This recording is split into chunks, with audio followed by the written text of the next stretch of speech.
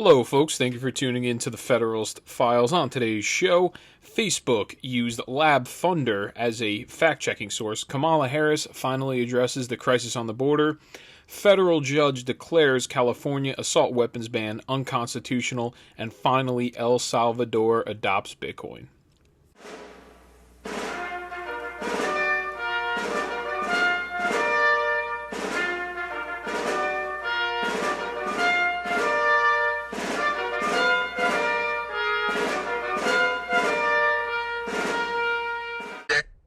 In America's North Korea, the Sunshine State, from time to time, we enjoy taking a look at what's going on. And tonight we are doing it again in a Governor DeSantis edition of This Week in Florida. I am proud to be here today in the Everglades as we kick off registration for the 2021 Python Challenge. Participants who remove the most pythons and who capture the longest pythons will receive prizes.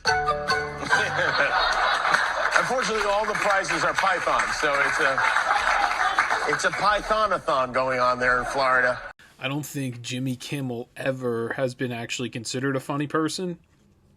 Usually he does these weird exploitative videos, like with little kids, during Halloween, taking their candy from them and watching them cry. He has their parents go and do these really weird, kind of almost like pranks on their children to see their reactions. That's usually how he used to draw the laughs back in the day. Now all he does is political positioning and posturing. And really, this is indicative of the left. You just have people, and the left is populated by, I guess you would call them populists, as well as the super rich celebrity crowd. And they equate a free state in Florida, they equate that to North Korea. And this is what the left does, folks. I mean, this is what they do. They make it like freedom is something that should be hated. Freedom is something that should be abhorred.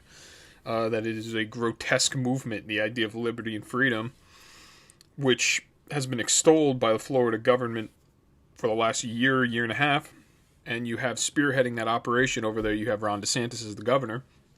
And he's hated because he did such a good job recently handling coronavirus, although the media misinformation out there, they would manipulate the numbers or the statistics in order to make DeSantis and Floridians look bad. They would look at case rate rather than deaths or case numbers, not even case rate. They would look at case numbers, and due to the fact that Florida is so high in population, obviously their case numbers are going to be high because there's more people living there. They wouldn't record the case rate or the death rate. And really the death rate, to me, is the most important thing. And on the very top of that list is New Jersey. Last time I checked, it's deaths per 10,000 people. New Jersey and New York was right below them. So we easily, in the state of Jersey, as well as New York, handled it the worst out of anybody. And somehow we were able to draw the most praise from the leftists. So, it's Jimmy Kimmel, who's an idiot of the day segment. Jen Psaki next. I have her when she's asked about these Fauci emails. I have a huge occurrence, I guess you would call it, or really just some insane news about Facebook and who they've been using as their fact checkers, and then as well, simultaneously, you have some more undercover footage from Project Veritas inside of Facebook talking about how they're going to figure out how to mitigate people that leak from the company. So first off, Jen Psaki, when asked by the media about the Fauci emails, play 5. Fauci referencing a Fox News report discussing basically the lab leak as a conspiracy. Collins denied, jumping to conclusions, and he asserted that his mention of conspiracies was referring to the rumor that the virus was bioengineered as a weapon. Is that the position of the administration and their top health experts, that this was not engineered, or is that still an open question and part of this review? He's been an undeniable asset in our country's pandemic response, but it's obviously not that advantageous for me to relitigate the substance of emails from 17 months ago. So you got this guy that is running the NIH, HHS, whatever NIAID, or you have your top health administrator in the U.S. government, the highest paid person in the United States government. He makes $800,000 a year. And you somehow feel that you, as the administration, are not inclined to answer when asked the question of, what do you think about these emails? And there's it's an attempt to sweep it under the rug by Jen Psaki when she says, well, we're not going to talk about emails from 17 months ago. That's just not true. It's not 17 to begin with. And that's her attempt to try to diminish the validity of the claims, saying, oh, well, time has passed. Who even cares at this point? We're not going to sit here and we're not going to walk back 17 months ago. Whereas they'll pull up Trump tweets, or they'll pull up things that Trump said, 3-4 years ago. These emails were from February, so this is not 17 months ago, folks. This is 15, 16. It's just sit here and act like there was February, there was March as well. To attempt to diminish the validity of these claims based on, time has passed is absurd. To make it like things, this isn't a big deal, and this is no longer the same severity that it was because time's passed, even though it just came out and the public just kind of learned about Fauci's misdealings on this coronavirus, and he called things, like you said, it's a conspiracy theory. He was calling things a conspiracy theory that he openly knew about, whether he was messaging people and emailing people back and forth about gain-of-function research. And I think that's why they're trying to hide this so badly, because it's becoming more and more apparent as time has gone on, as more information is coming out, that there was a huge attempt to sweep this under the rug. And the attempt to sweep things under the rug in this country would not work if the media did their job, but the media does not do their job, unfortunately. I also have another clip, and I'm going to explain why they do not do their job. I have Jen Psaki on Brian Stelter's show. Psaki, before she was in her position, she worked as a CNN, contributor, political analyst, before she found her way into the press secretary now in her current position. So you got to lick a couple boots to get to the position in government. Before all this, before she was the press secretary, she was not making a lot of money. She was maybe middle class. Now at this point, her net wealth has exponentially increased. So play clip 6. Between your time working for the Obama administration and now working for Biden, what did you learn here? What did you take from CNN, and how does it apply to your job now? A lot. One, when you're a CNN commentator or commentator for any network, you do spend a lot of time sitting on a set, being prepared to give your input on a breaking news issue or an issue that's developing in real time. And that's certainly good preparation for standing in front of the camera at the briefing every day. And there also are a few people who I may have sat on that set with in the past who had strongly different views from mine. And that sometimes is replicated in the briefing room with some questions or the line of questioning that comes up. So I tap into a lot of things I had the honor and pleasure of doing in the past, including being a CNN commentator, including serving at the State Department. And I know that helps me in the briefing every day. Well, there's a version on the liberal blogs of something that goes like this. Psaki smacks down. Psaki shuts down a questioner.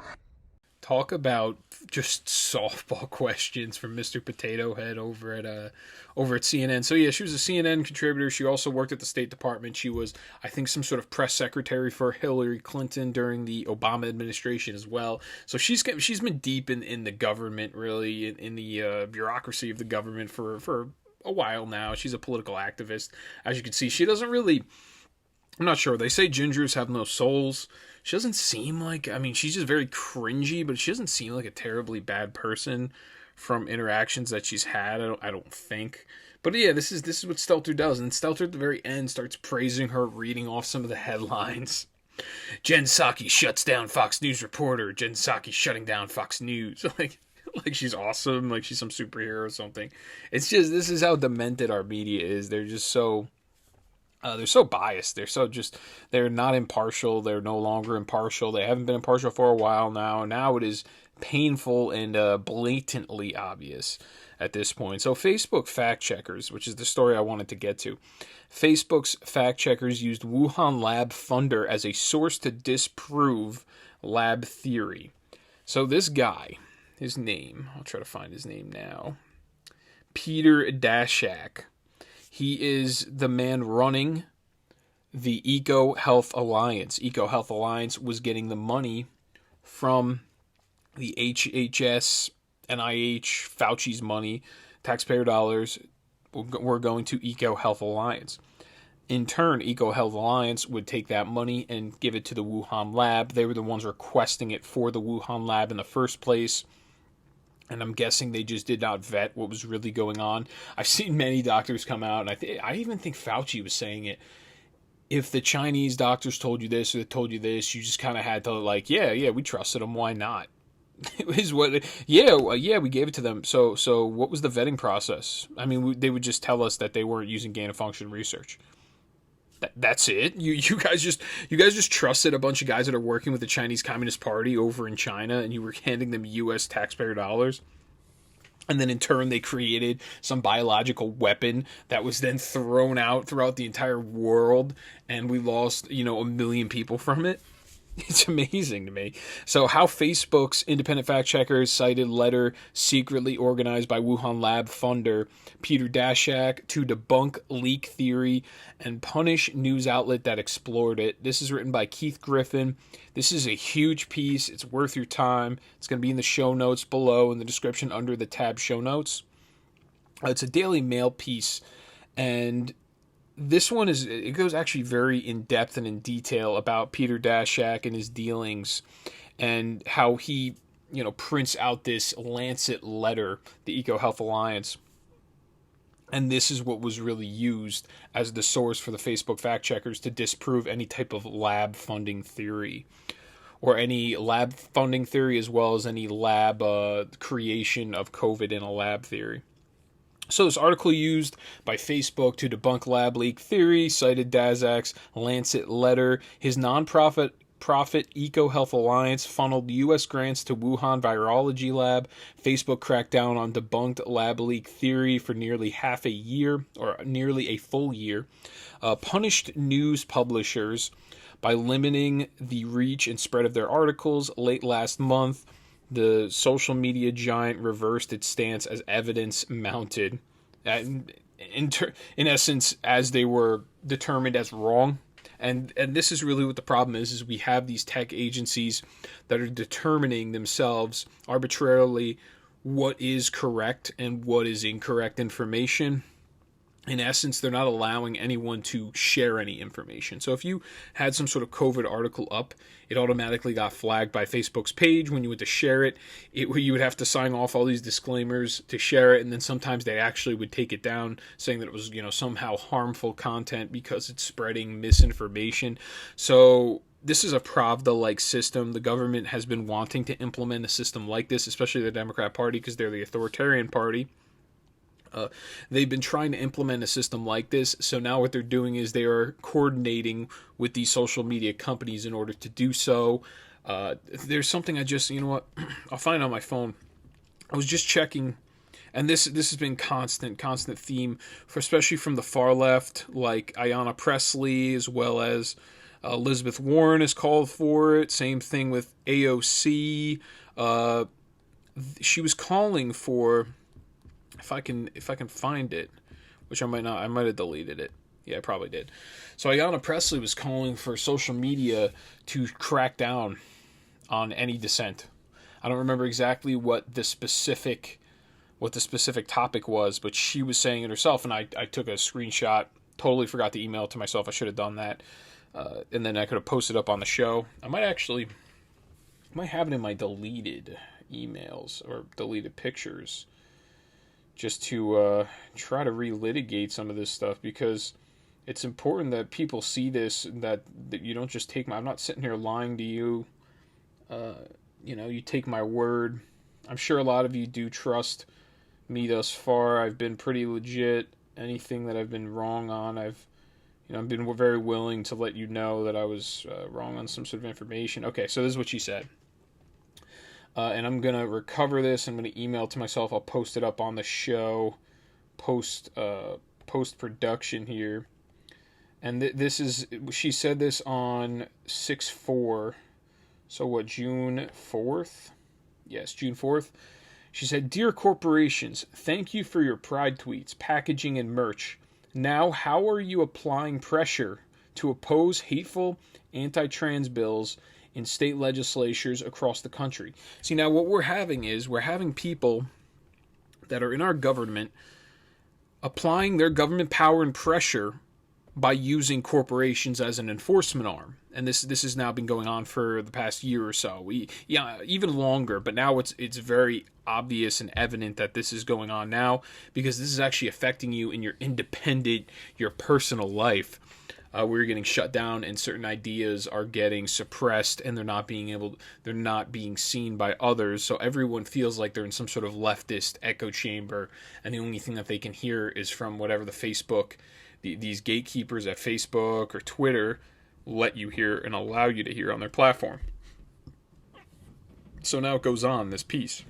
The article, which purported to debunk a New York Post opinion column questioning China's denial of a lab leak scenario, prominently cited a letter to The Lancet, a leading medical journal signed by 27 eminent public health experts.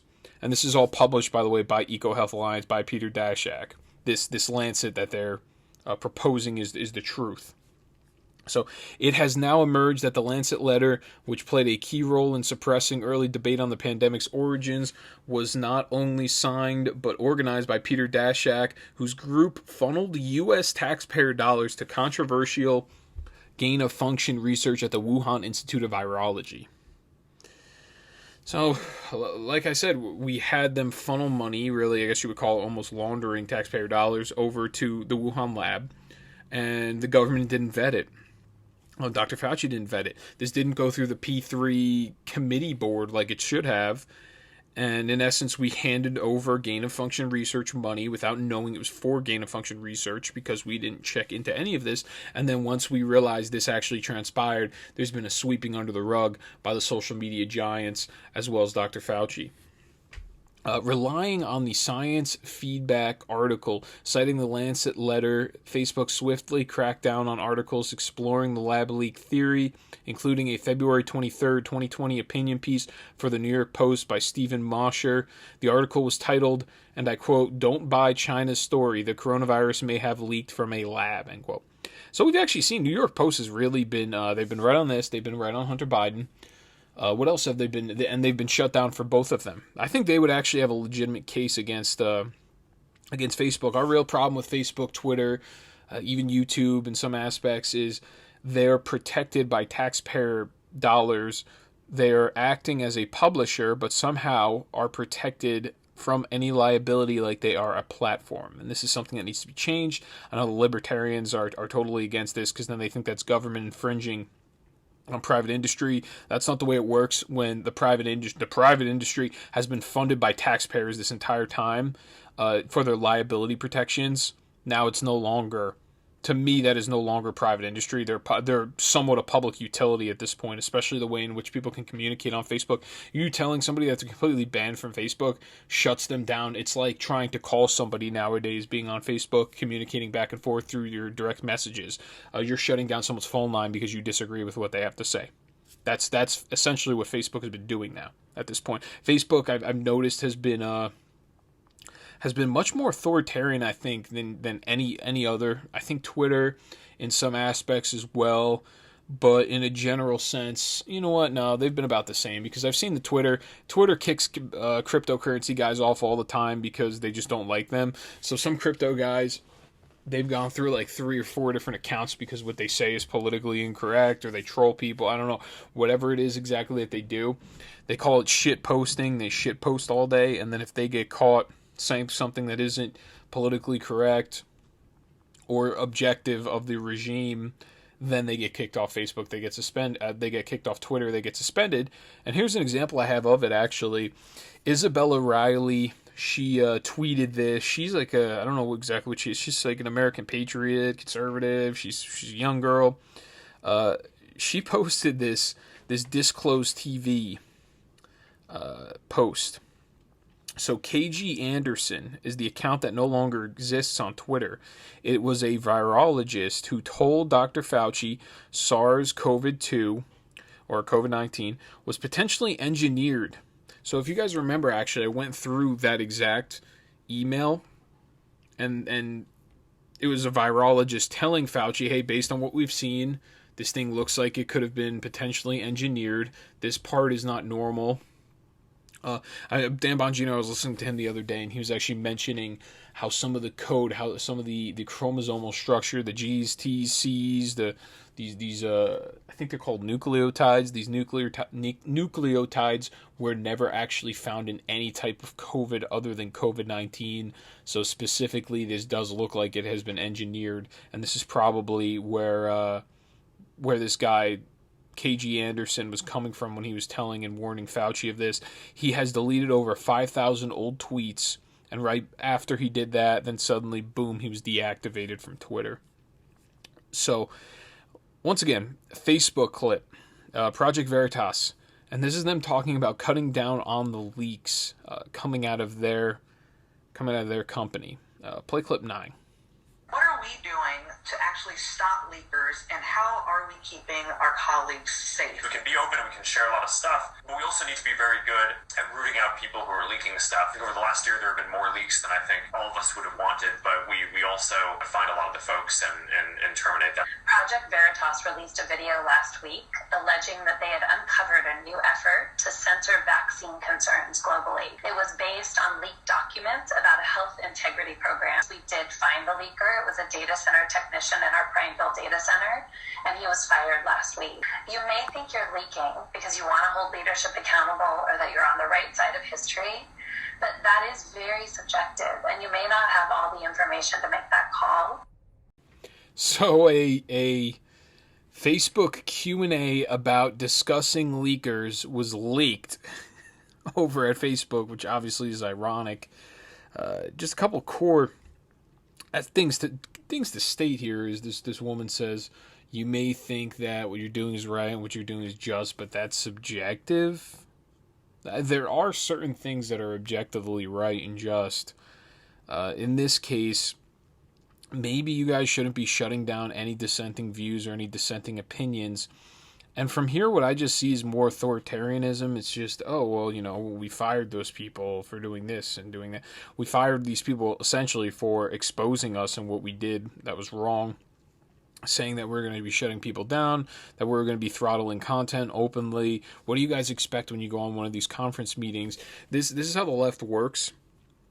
They think they are so far beyond reproach that they don't have to answer to anybody. So for them, it's almost surprising when somebody turns around and leaks, because they think that they are the anointed ones. They think that they are better than everybody else, and their ideas are so far superior that they're almost in awe that somebody stepped back and flipped them the double-barrel middle finger, because they've never had to deal with that in their entire lives, because these are truly just some of the softest, cushiest people that we have to offer in our society.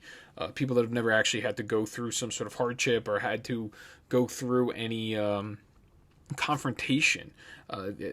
That's the kind of people that we're dealing with here over at Facebook. I'm sure Twitter's the same way, and they can't handle a dissenting opinion. And instead of doing what you're supposed to do when someone objects to what you have to say, if you really feel like supporting your point, you make the argument, and then you have a discourse, and then both people kind of reach a conclusion, and the person that is there watching that third person reaches their own conclusion as well, unless if we're talking about specifically objective reality, like, is the grass green, or does my Honda have a V6 in it, or a 4-cylinder? Things that are very simple. But other than that, you're supposed to duke it out on the battlefield of ideas. That's the way that this is actually supposed to work. That's the reason why we have free speech in this country. And Facebook decides that there should be no such thing as free speech. And they're going to shut down anybody that decides to leak them saying, we don't believe in free speech here at our agency. It's them, Twitter as well. They both feel the same way about this. So Kamala, finally they decide, the administration decides she goes to Guatemala to talk to the Guatemalan president, His name is GM Materi. And he was actually ripping her apart. This is a post-millennial piece written by James Anthony. So she went there. Maybe I want to play the clip of her first. It's just so... No, you know what? I'll read this off. This is what he had to say, the president of Guatemala, and then in turn, then you had Kamala go down to Guatemala, talk to the president a little bit. She's still yet to really go down to the border. She's supposed to be the immigration czar, and she's yet to do anything. The Biden administration has continued to act like this is a non-issue. And I have some more statistics just to kind of show and signify how bad it's actually gotten on the border. So the president of Guatemala said, and I quote, "We asked the United States government to send more of a clear message to prevent more people from leaving. The message changed to," and I quote, he's quoting the American government, "We are going to reunite families. We're going to reunite children." The very next day, the Coyotes were here organizing groups of children to take them to the United States, end quote. So yeah, the United States, they have incentivized this illegal trafficking of children across the border, this trade coming from some of these terrorist organizations, I would call them, the Coyotes, the gang members, the gang bangers over on the MS-13 members over in Mexico, transporting children, human trafficking, also sexually assaulting children on their way to the border to make it into America. They've incentivized them. They're making crazy amounts of money doing this, and they incentivize this through policy, through rhetoric, and that's plain and simple. During the Trump administration, you didn't see any numbers that were even close to what's going on currently.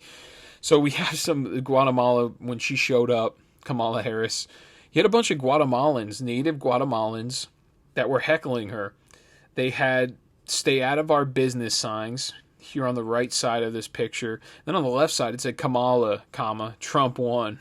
So you had a bunch of people in Guatemala that are just unhappy with Kamala Harris, which is pretty funny, actually, that they pay attention to American politics, because they probably have jobs open themselves in their country. And they need people to fill those jobs, and people are leaving en masse to come to the United States. And it's probably affecting them economically, and it's just affecting their culture and their way of life, because then you also bring these coyotes into your towns, into your neighborhoods in Guatemala, and you destabilize the situation there much worse than it was before. So play this clip of Kamala Harris, just deeply unrelatable, just no substance to anything that she has to say. Play clip 2. Most people don't want to leave where their grandmother lives. And when they do, it is usually for one of two reasons. Because they are fleeing some type of harm, or because to stay means that they cannot provide for their essential needs and the needs of their family. The president and I share a firm belief that our responsibility and our capacity is to give people a sense of hope. We talked extensively about this through the many conversations we've had, including today. The power of hope, the ability that each of our governments has to give people a sense that help is on the way, to let them know that they are seen, that they are heard, that we see their capacity, but we also understand their challenges and their need for support and the resources that any human being needs to be able to survive, much less thrive. So Kamala goes up there, gives a big stump speech about how the United States cares about citizens from all other countries and they're a beacon of hope for everybody else, the United States, and how great they are, and how the United States cares more about citizens in other countries and are looking to figure out ways to make other countries thrive over the American people. Just the usual globalist crap that you hear from the Democrat Party. So you got 10,000 Venezuelans poured into the Texas border over these past couple of months. I have an Epic Times piece, not really much on it, but it's just that over the last couple of months, we have seen an increase, or over this year so far, I believe the number. This is like I said, it's an Epic Times piece. It's written by Charlotte Cuthbertson. We've seen 10,000 Venezuelans pour into the Texas border. Formerly 135 last year. So last year under Trump, 135 Venezuelans. This year, 10,000 Venezuelans. So we've seen an increase of, 100 times from what we had from the past administration. It's unbelievable. And the Supreme Court ruled recently that illegal aliens in the U.S. can't get green cards via this temporary protected status that the Biden administration is handing out like candy right now. So you have the Supreme Court actually somebody sued Secretary Mayorkas, I think he's the Homeland Secretary or something like that. This piece is written by Liz George. It's the American Military News. So the Supreme Court unanimously held Monday that immigrants in the United States who are temporarily protected from deportation are not eligible for a green card if they enter the country illegally. So this is Justice Kagan wrote this opinion here. She states, and I quote, "Immigration laws provides a way for non-immigrant, a foreign national lawfully present in the country on a designated temporary basis to obtain an adjustment status, making him a lawful permanent resident." Justice Elena Kagan wrote, so next she stated, she noted that the eligibility depends on admission into the U.S., and an admission is defined as, and I quote, "the lawful entry of the alien into the United States after inspection and authorization by an immigration officer," end quote. So yeah, the reason that this one went unanimously is because it's so distinct and clearly written out in U.S. code, in U.S. law, that if you are illegally here, we cannot give you a green card or a visa status, or we can't legalize you if you're illegally here, simply put.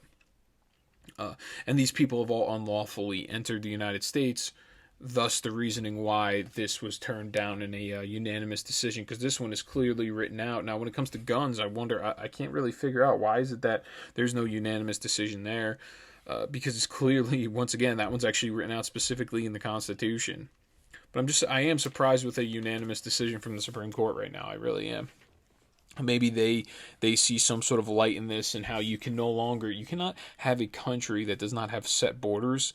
And if there's no rules, you throw that rule out the window, then it's a lawless society. You see, oh, these people get away with this. Okay, these people, BLM gets away with lighting federal courthouses on fire, lighting police precincts on fire with Antifa. They're all getting away with this lawlessness. And eventually it's going to get to the point where people just do not follow any of the rules. And there's a sense of lawlessness now currently. There's a lot of bad actors out there. And you have these people that have been appointed to, the attorney general positions that are backed by Soros. For example, in New York, you had Letitia James. You have these people that don't prosecute. They're not going to prosecute any of these leftist actors because they themselves are leftist activists. We have leftist activists in the government. We have communists in the government. So when communism starts to spread and starts to rise, and you see this tumultuous behavior, this is another means for them to get their power. They can implement more power the more chaos there is, because at some point people do actually want a set aspect of safety. And if the government is willing to ensure that through some sort of power pull on the people to take away their liberties, the people at this point just want some sort of safety, so they'd be lulled into going through with this communist regime-like system. I think that's kind of the reason why the Democrats like the lawlessness so much, because it's actually easier to implement their plan. It's easier to implement more powerful structure in the centralized government and confiscate the rights of the people. And that's why they hate the police so much. But then at the same time, notice this, they hate the police, but then they also don't want you to be able to protect yourself. They don't want you to have a Second Amendment to protect yourself. In essence, you have no way to protect yourself, because then you can't have the cops. And then you also, additionally, you no longer have your firearm to protect yourself either. So this is the reason for this. More lawlessness, then it becomes a Trojan horse that can be used to benefit the Democrat Party. What they want is an implementation of more power in your personal life, in almost every aspect of society. They want to price control. They want to control the prices of the food. Or they want to control the businesses. This is why they're so friendly to China, and they never point out how authoritarian China is, because they're going themselves by the same playbook. And you're going to get people. Once again, you're going to get individual lawful gun owners that are going to have to take to the streets, and they're going to have to themselves enforce the laws. which you do not want to see, because then if we get to that point, then we are almost an anarchical society that we'll have. So next, and this kind of goes off the Second Amendment here. Federal judge strikes down California's unconstitutional assault weapons ban. This is a Daily Wire piece written by Ryan Saavedra. And this guy, I thought it was very important to leave it in. I have a couple of quotes from the judge, because he just goes so hard in the paint, and he debunks this whole myth of gun control, what they would call assault rifles, AR-15s. So a federal judge in the Southern District of California ruled late on Friday that California's controversial assault weapons ban is unconstitutional. So this is Judge Roger Benitez. This is what he wrote, and I quote, and this is from California, Southern District of California, which is very surprising. It's a California federal judge that rules in favor of assault weapons ban being unconstitutional. So he states in a quote, "This case is not about extraordinary weapons lying at the outer limits of Second Amendment protection. The banned assault weapons are not bazookas, howitzers, or machine guns. Those arms are dangerous and solely useful for military purposes. Instead, the firearms deemed assault weapons are fairly ordinary, popular, modern rifles. This is an average case about average guns, used in average ways for average purposes. One is to be forgiven if one is persuaded by news media and others that the nation is awash with murderous AR-15 assault rifles. The facts, however, do not support this hyperbole, and facts matter. Federal Bureau of Investigation murder statistics do not track assault rifles, but they do show that killing by knife attack is far more common than murder by any kind of rifle. In California, murder by knife occurs 7 times more often than murder by rifle. For example, according to FBI statistics in 2019, California saw 252 people murdered with a knife, while 34 people were killed with some type of rifle, not necessarily an AR-15. A Californian is 3 times more likely to be murdered by an attacker's bare hands, fists, or feet than by his rifle. In 2018, the statistics were even more lopsided, as California saw only 24 murders by some type of rifle. The same pattern can be observed across the nation." End quote. So he just decimates the entire assault weapons ban argument here. And he's 100% right. These statistics all line up. There's actually more deaths from blunt force instruments every single year than there are by rifles. So you would have to ban bats. You would have to ban anything that you could use as a blunt force object.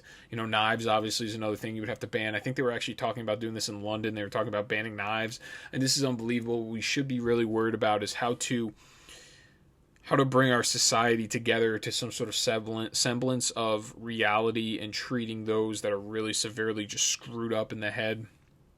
Mentally ill people, and give people a purpose in life. I think that mental illness is actually overprescribed to an extent, and I don't think it is mental illness specifically. People that have depression, some people, there is just some sort of a chemical imbalance, but I actually think that is the anomaly. I think most of the time it's just a lot of people that have no meaning in life.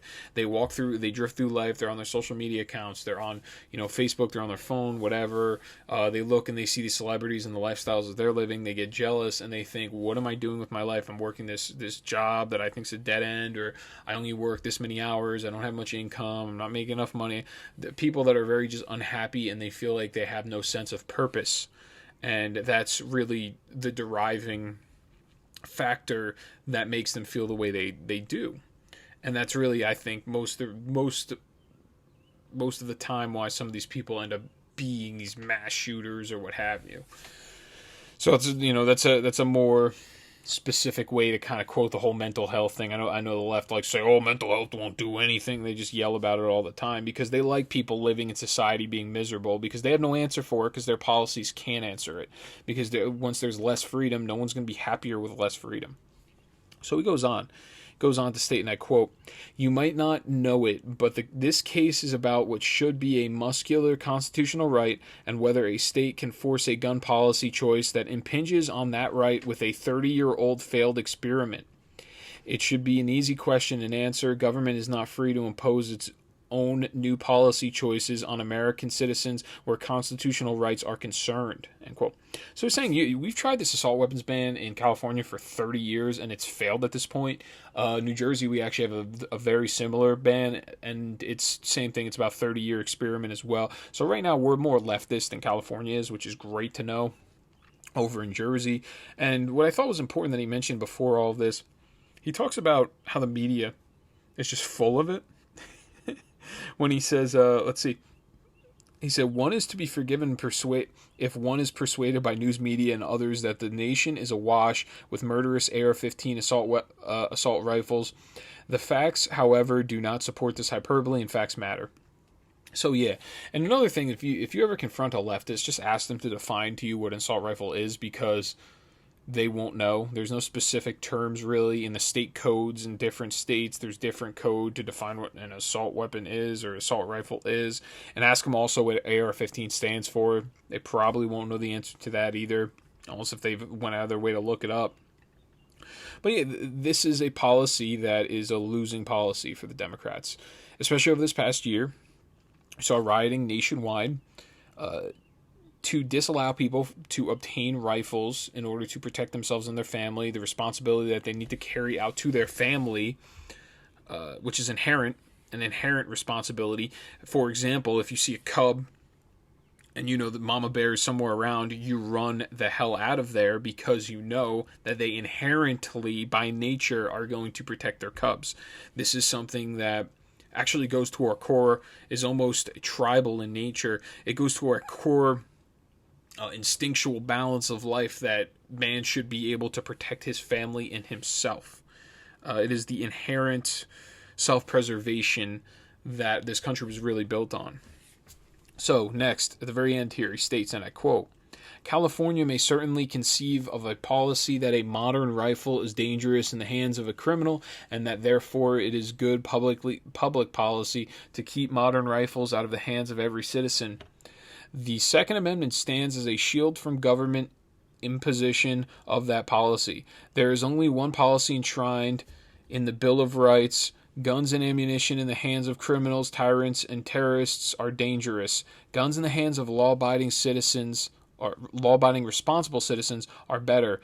To give full life to the core right of self-defense, every law-abiding responsible individual citizen has a constitutionally protected right to keep and bear firearms, commonly owned and kept for lawful purposes, end quote. So this isn't an extreme opinion this is a pretty reasonable opinion. Everybody that's a lawful gun owner has the right to lawfully possess firearms.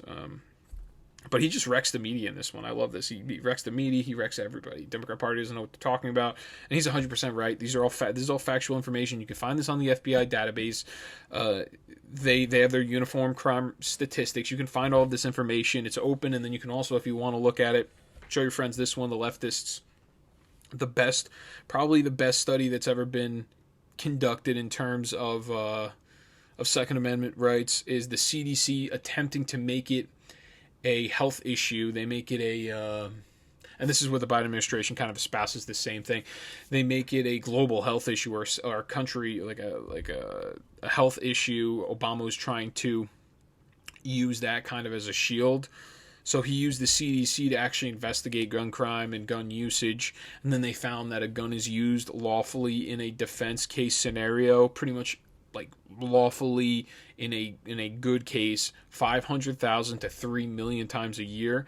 And if you compare that with the data of how many deaths per year come just gun homicides alone come from firearms, you're looking at around 30 to 40,000 every single year. 2/3 of them are suicides. So really it comes out to maybe 10 to 20,000 per year comparatively to, at the very lowest spectrum, 500,000 lawful good uses of a firearm. You can't fight with the 500,000 versus 20,000. I just don't know how you're going to fight with those numbers, really. So next story I have, and this is a pretty big one. I'm going to be pretty short today. I feel like there's not really that much stuff out there, that much news out there. kind of covering what happened over the weekend. With the Biden administration, the news cycle's kind of slow, and then suddenly it just kind of breaks out, whereas with Trump, it was every day was a new story. If I was doing this podcast during the Trump administration, I'd probably need to do a podcast at least 3 times a week, just because there was so much transpiring. The news cycle was so fast. But now in this administration, it's kind of a little bit shorter. But I'll have a great story at the very end of this that I actually want to cover last show, but I forgot to cover it.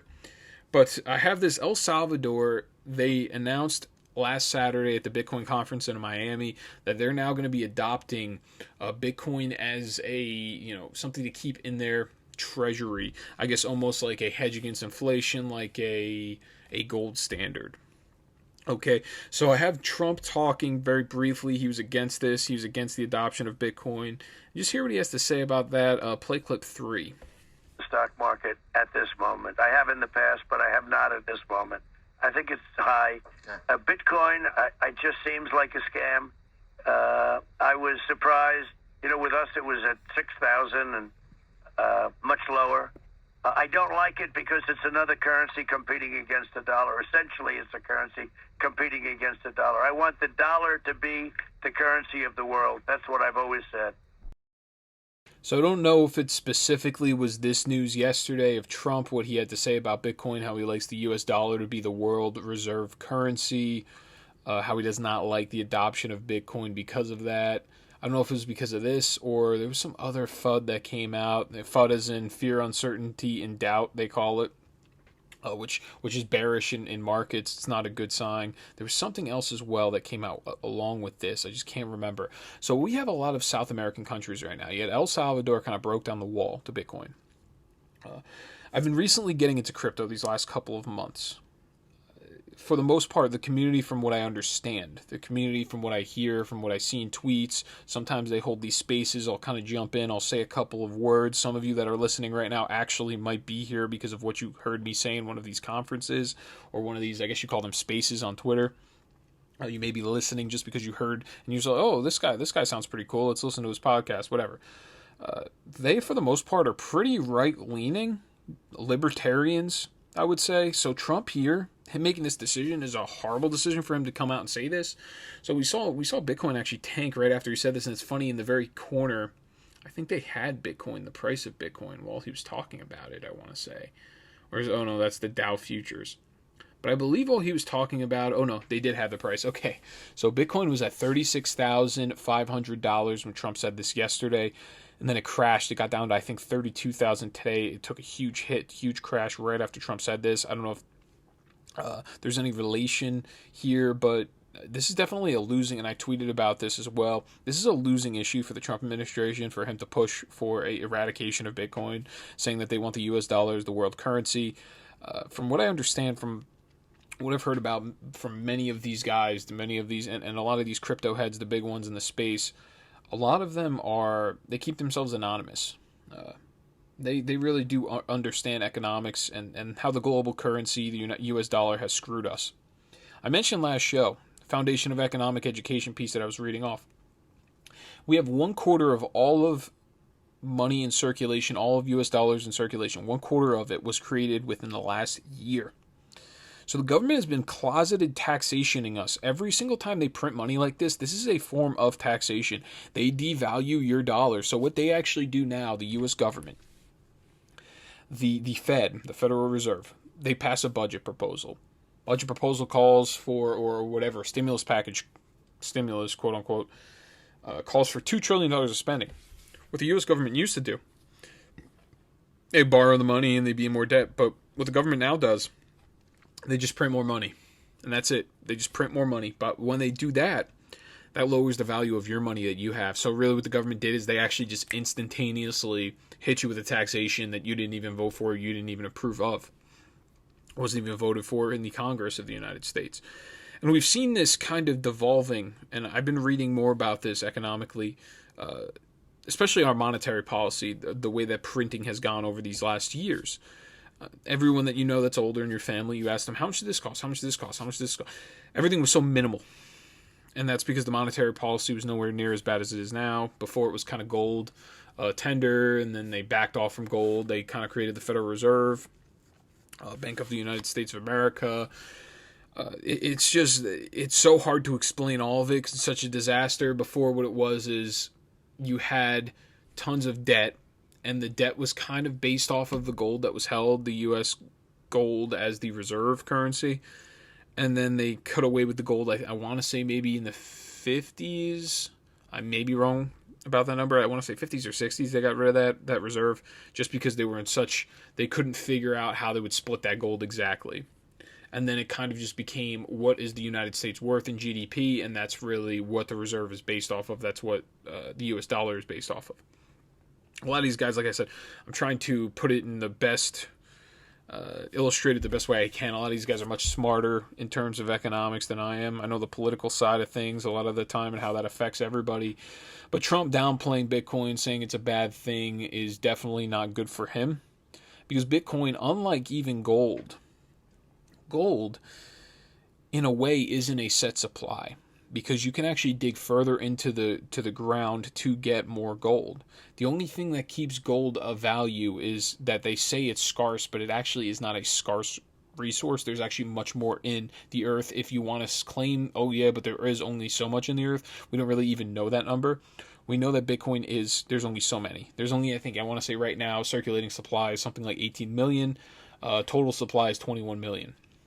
Okay, it is naturally deflationary, as our economy continues to go on, we gain more and more value.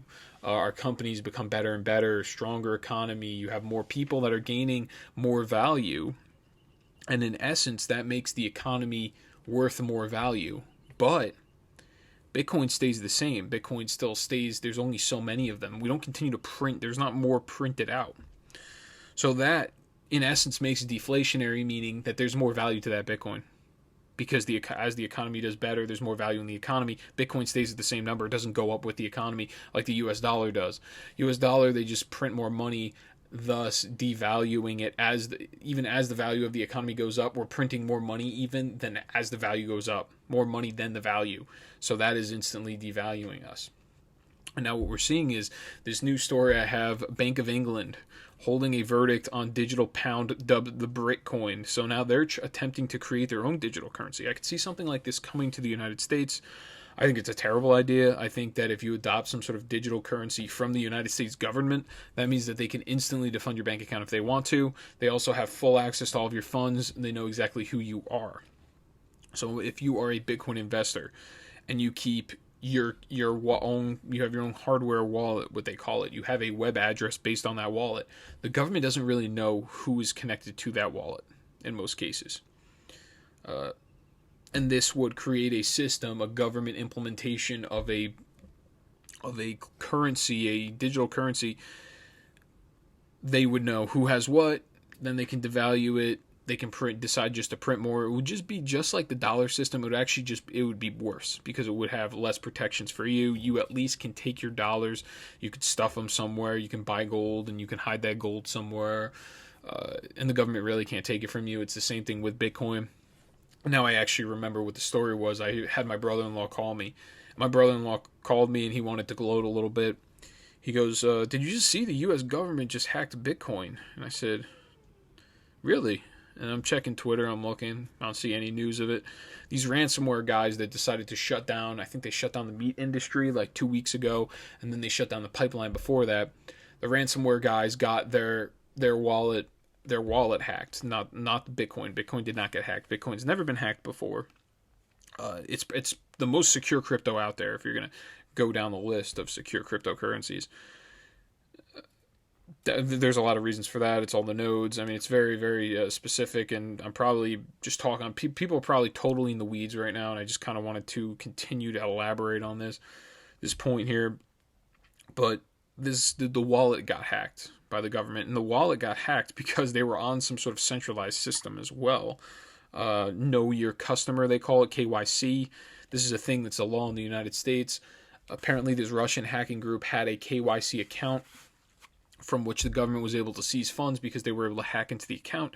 If you have a hardware wallet yourself, the government cannot hack into your account. They would have to personally be there with your hardware wallet. They would need to be able to punch in the code to get into the hardware wallet as well, on top of being able to sign off on your computer. So there's a lot of security things that preserve the security, where actually, to a point, I'm actually safer with keeping my money on the hardware wallet, keeping my Bitcoin on a hardware wallet, than I am actually keeping my money in the bank.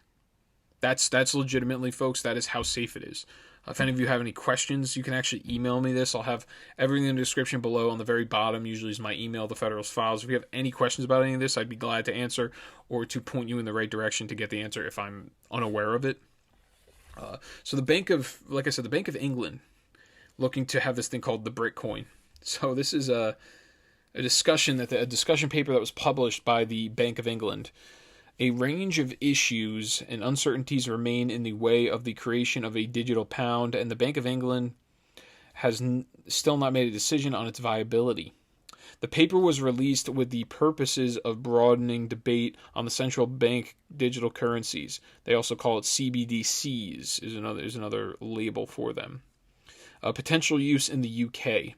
It explores the role of money in the economy, public policy, objectives and implications, regulation, and the implication of macroeconomic stability.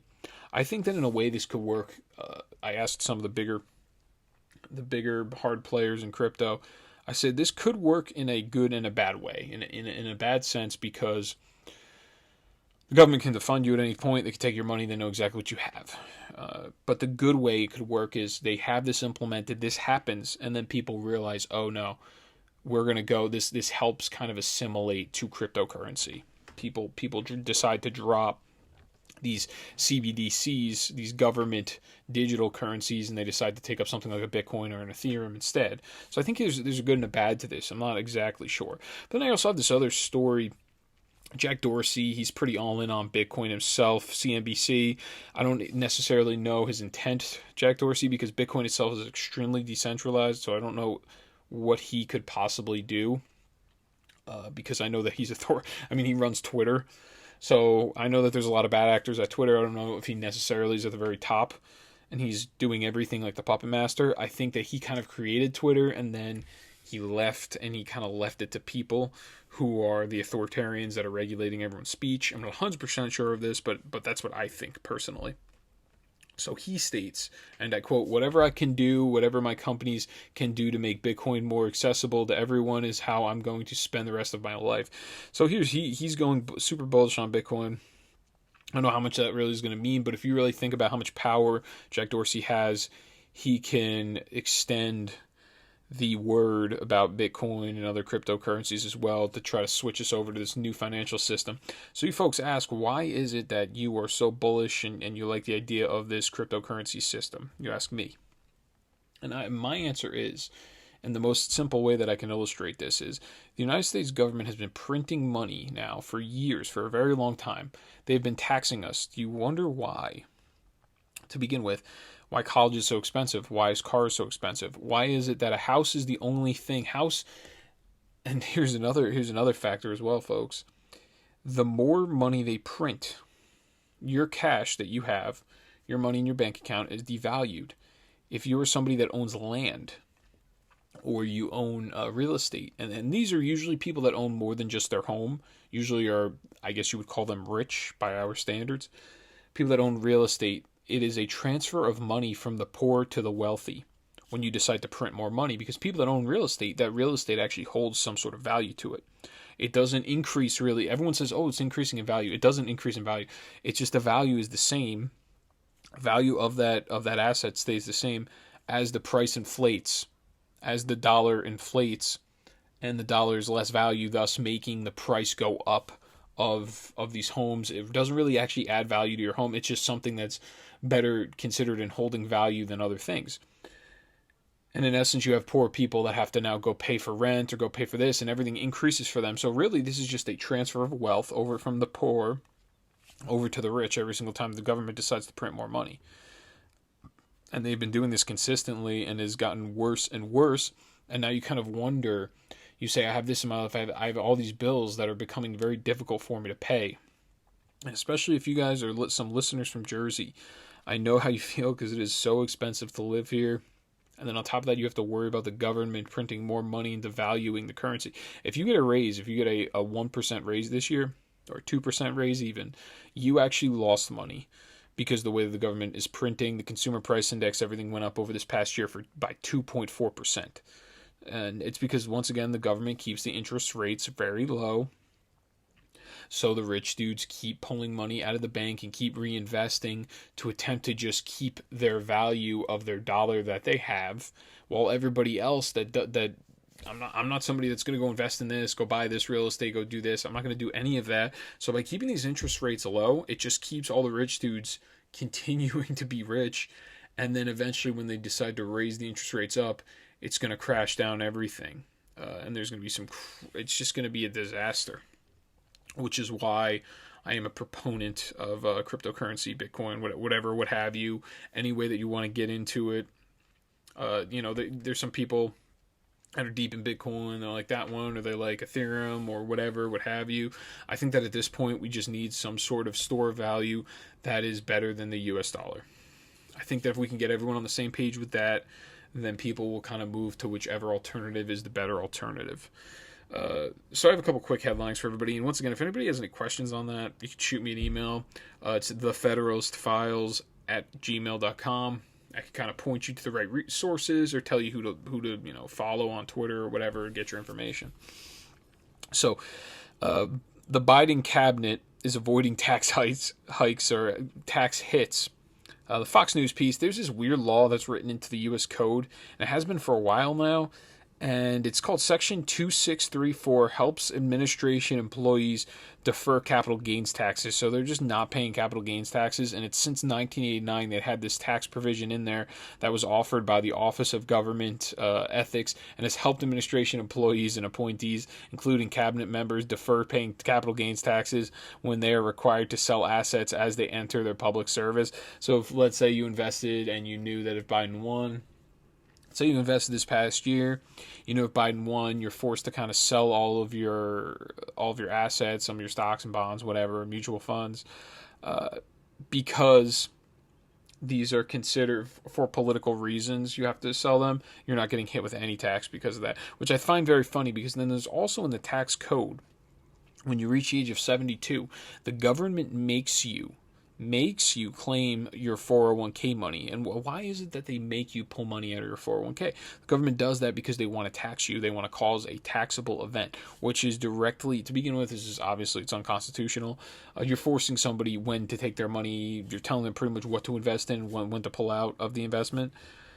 But that's okay. That's acceptable by the Biden administration standards. That's acceptable by the government standards, really, in a general sense, because this has been around since 1989. This has been around for more than 30 years now at this point. It's unbelievable. So ESPN analyst fired for 9-year-old tweets. This one's an interesting story. Town hall piece. Kelly Stewart is the name of the ESPN analyst. And these are 9-year-ago tweets, and they happened in 2012. She wrote, I'll tell you what she wrote specifically. She wrote fag a couple times, which is a derogatory statement for homosexuals. She said, she was just, today my timeline is full of fags trying to say I'm fake. It's so funny to me. Keep talking with your 17 followers. So yeah, I don't know exactly. I guess maybe she wasn't verified. She didn't have this job at this time. But yeah, she got canceled. She got fired from her job. ESPN's one of the biggest woke organizations out there. They're owned by Disney. I have not checked out ESPN in years, ever since actually Donald Trump got elected. And Stephen A. Smith went on there talking about how Trump ran on making America white again. I didn't even vote for Donald Trump at that time. I just was like, oh, this is a leftist organization, Pravda media source now. I'm like, they're no longer talking about sports. They got themselves involved in something that they have no clue what they're talking about. Therefore, I'm going to stop watching them. So next, what I got. D.C. Metro deployed the tear gas. So all of you kind of remember that visual picture of Trump when they were rioting right outside inside of D.C., right outside of the White House, and Trump had some people deploy some sort of gas. From what I understand, is his guys deployed smoke gas. And then the D.C. Metro Police were actually the ones that deployed the tear gas that everyone was complaining about. And then the media covered it as, Trump tear gassed a bunch of citizens so he could take a picture in front of a church. And really the answer is Trump tear gassed, or even if he didn't tear gas, if he, just regular gas smoke gassed them. which would really cause no harm. They smoke gas them to take a picture. Yeah, we're talking about criminals. I mean, at this point, these people were rioting criminals. They tried to burn that exames cathedral down just the night before. So Trump needed to show, that he's all powerful. That's another thing with Trump with this cryptocurrency, is Trump loves America so much that he wants the American dollar to succeed, because then that shows that America is succeeding. I think that's really why he's against it. I think that it was kind of, I hate to use this phrase, but it was almost like a boomer kind of statement. He didn't really know exactly what he was talking about. So Putin to meet with Biden. There's a Daily Caller piece. That's interesting. They're going to have a summit. He's going to meet with Biden. And I thought what was very funny is he actually spoke very briefly, Putin, about how it's unreasonable what they did to some of these Capitol rioters, how they're still in solitary confinement. They haven't seen a court case yet. And this is him saying, and this is the AP reporting, he states, Putin, they weren't just a crowd of robbers and rioters. Those people had come with political demands. So he's saying they weren't just a bunch of looters, rioters, criminals. He's like, they came with political demands, and you guys locked them up for it, which I think is actually kind of fun. I think Putin's kind of playing to his base a little bit. He's been doing it, where he said, oh yeah, I'll debate the president. Let's just put it on the national television. Which, I mean, I'm not going to lie, it's very astute politically of him to make that kind of move. That's some alpha energy that he was pulling there. But the last story that I have is by far I've saved the best for last. Matt Walsh, recently, he set up a GoFundMe account for AOC's abuela, also known as her grandmother in English. AOC recently tweeted about how her grandmother's living in these terrible conditions because the Republicans and Trump didn't get her the money 2 years ago to Puerto Rico after Hurricane Maria, which is great because the communists that just bought a Tesla that makes $180,000 a year, doesn't have any money to give her abuela over in Puerto Rico. By the way, the dollar probably goes further in Puerto Rico than it does here. To fix her home, so she takes to Twitter to complain about it. She's rich. No one cares when a rich, politically connected person goes to Twitter to complain, so people kind of made fun of her, and then she goes, well, I'm only a first-generation woman in my family, which is pretty much meaningless. I don't know why.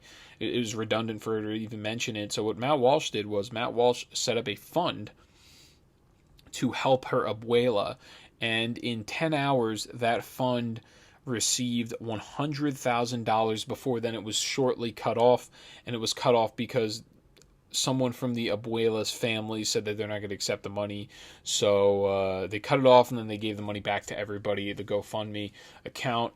Matt Walsh, some of the Daily Wire guys as well, Steven Crowder, they all contributed $499. The reason it was $499 is because that matches what her monthly payment is on her Tesla AOC. So just listen to him. He goes on Tucker Carlson. It's about a 3-minute long clip. I cut it down a little bit. Just listen to Matt Walsh, and this is just hilarious. Play clip 7. To help Ocasio-Cortez's grandmother. I mean, I think of you as a kind of, I don't know, caped crusader for good, a white knight in this world. But I mean, shouldn't AOC be a little ashamed of this? Yeah, and obviously, look, I've put my hat in the ring. If anyone wants to nominate me for a Nobel Peace Prize, I will accept it. It doesn't mean anything anyway, so you might as well give it to me. But it is interesting that she would leave her grandmother like that. And the thing is, she said, well, I'm focused on the systemic problems, and the government was supposed to solve this problem. Well, it does show that actually you don't have to wait around for the system to solve every problem. Sometimes free individuals can just get together, but this is a problem we could have solved, not just for Abuela, but they could have taken the money, fixed the ceiling, bought her some furniture she clearly needs, and then they could have taken the rest of the money and helped the neighbors. They could have helped the whole community with these funds, but they preferred not to do that. I'm starting to think maybe helping people isn't the point for Ocasio-Cortez. And I'm so glad you were able to talk about your philanthropy, your passion for helping. Matt Walsh. AOC pretty much just used her grandmother to score political points, got caught in the act of doing so. Who even knows if that was her grandmother's house? She's yet to actually acknowledge it on Twitter, acknowledge it publicly, what happened with her grandmother's house, and the denying of the $100,000 And if you actually kept that open longer, they probably could have scored about 1 million, if I had to guess. But that'll be it for the show. I greatly appreciate everyone tuning in as always. Please like, share, subscribe, drop the mic, let people know about the podcast. And we'll have a huge weekend special coming up. Considering the news cycle was kind of so slow these last couple of days, I'm sure that something will come out as it always does. I greatly appreciate it, and I will see you all this weekend. Thank you.